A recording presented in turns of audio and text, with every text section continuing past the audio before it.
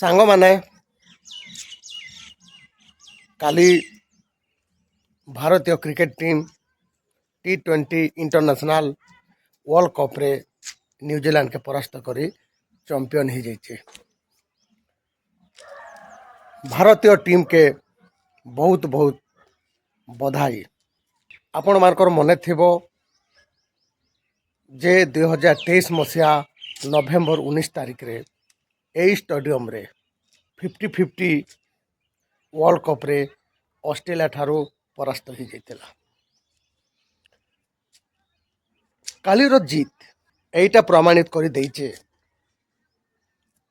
जे धैर्य कंसिस्टेंसी एवं लगातार निरंतर प्रयास एक दिन सफलता दिला से।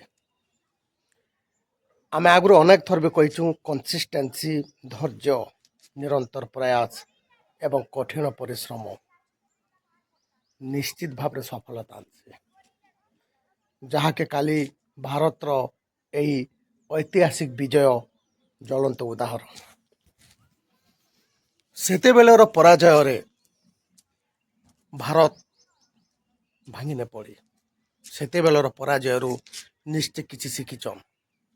जदिओ केते खिलाड़ी रिटायर नेले नुआ खिलाड़ी आसीचन, किंतु सही मन प्रचेष्टा सही उद्यम सही कंसिस्टेंसी सही हार्डवर्क जारी रही और दीर्घ 3 वर्ष प्रतीक्षा कालीर विजय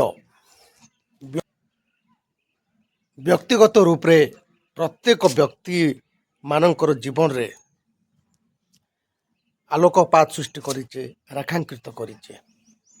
आमको अनेक किसी शिक्षा मिली जे प्रकृति रे व्यक्तिगत जीवन रे मध्य ये भलिया कंसिस्टेंसी लगातार प्रयास एवं कठिन परिश्रम जदि आम करूचु ताहेले सफलता निहाती भावरे निज के स्पर्श करसे। बहुत बहुत धन्यवाद सांग माने।